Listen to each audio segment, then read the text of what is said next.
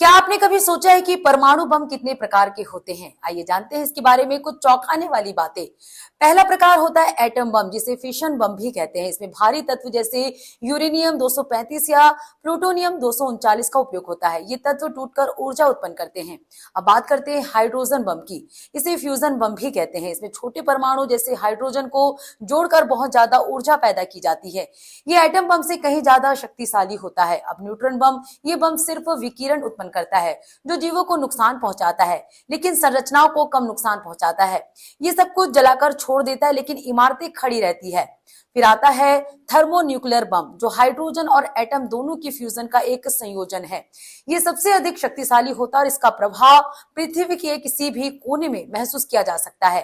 तो ये थे परमाणु बम के प्रकार। चाहे ये कितना भी शक्तिशाली क्यों ना हो, इनका प्रभाव दुनिया पर बहुत गहरा होता है।